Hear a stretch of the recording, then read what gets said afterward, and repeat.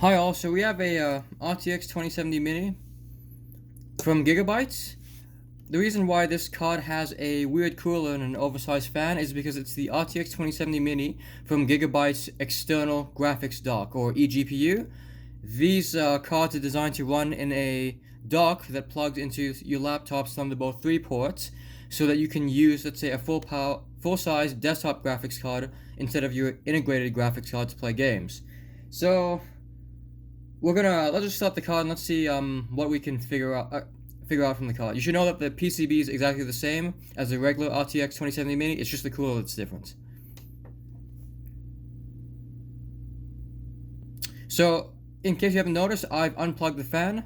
The fan's a little too large for my motherboard. As it tries to spin, it will just hit against things, and I don't really want that happening. So, as you can tell, the card hasn't booted. Nothing's turning on really, so it seems like we have a boot error. This could be a BIOS issue, or it could even be the GPU, but we're gonna just let's just check the voltage rails first to make sure that it's not that. So, checking 12 volts on the PCI 8 pin. Yep, we have 12 volts. Now let's check, well, in fact, okay, let's check the memory, V memory. This should be 1.35-ish.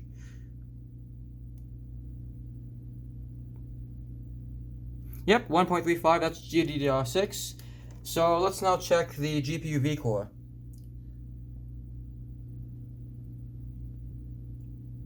Okay, so for V core we have 0.8 volts. That was a bit hard to do. And let's just check okay, we should have 1 volt, 1.8 and 5, but let's just quickly check that.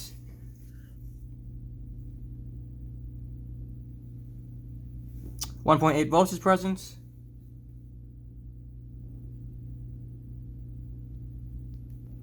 1 volt is present, PCI Express, and finally 5 volts should definitely be there, since the other two are there.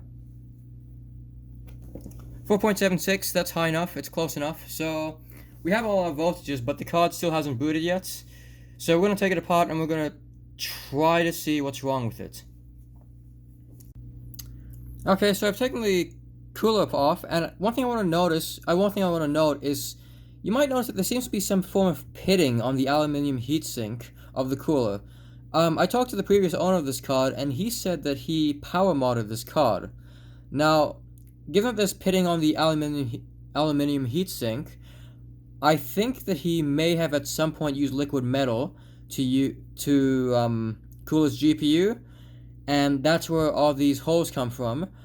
Unfortunately, this doesn't look very good for our card. It seems like we may have a dead card, so I'm just going to quickly check the GPU at least, and I'll come back with what I find. So I've been looking over the card. I briefly checked the BIOS, and as far as I can tell, there's nothing wrong with it. I changed the chip itself, I checked the resistors, everything looks good, which leaves the GPU as our next suspect. So one of the ways we can check if a GPU is bad is by checking the data pins on the actual express connector themselves. If you see these traces, each of these traces correspond to a pair of data pins. There are 16 traces, or not 16, I should say there are 32 traces total, 16 pairs, one for every lane of bandwidth a PCI Express connector can support.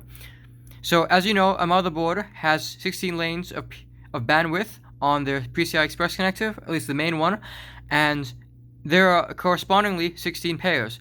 Now, if we go through each PCI Express pin with our multimeter in diode mode, we'll see that, okay, the first pin is a reserved pin, so we won't see anything, that's fine.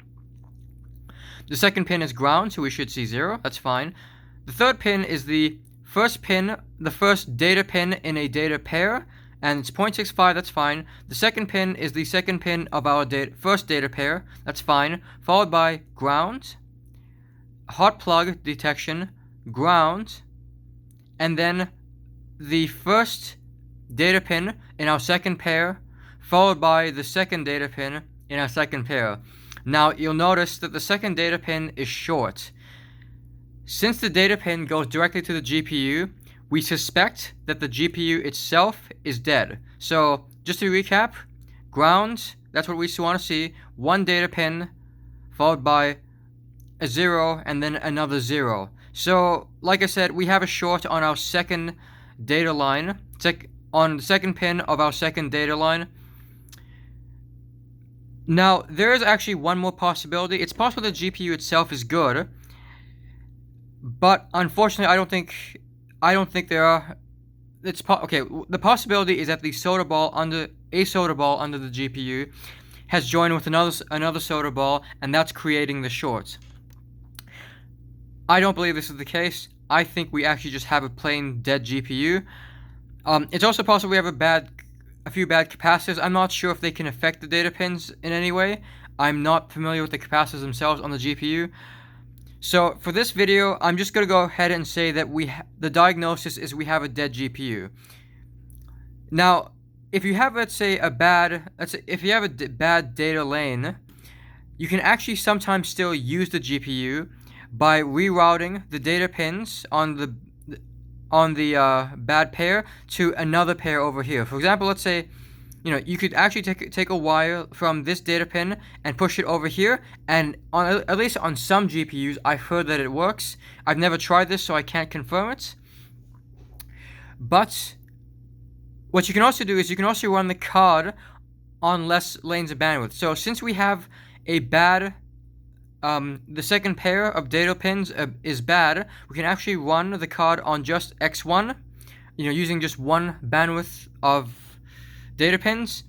If you have, let's say, a PCIe X1 riser, you can connect this card to a PCIe X1 riser and then connect the riser to your motherboard, and assuming nothing else is wrong, that should work.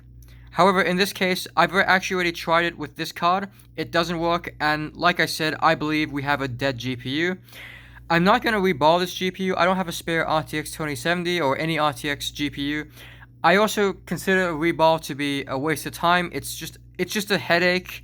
It doesn't always work well, and sometimes you can kill GPUs doing it due to the immense heat. So I'm just going to leave it as it is, put it on my shelf, call it a dead GPU. If I ever get a spare one, I will make a part 2 to this video and try to fix the card. At least just to confirm this diagnosis. Otherwise, if you want to see more of this content, please leave a comment and subscribe. It would really help out. I'd really love to be able to spend more time fixing graphics cards and then sharing with YouTube whether the cards were fixable and whether I managed to fix them. Otherwise, I'll see you in the next video. Thank you for watching.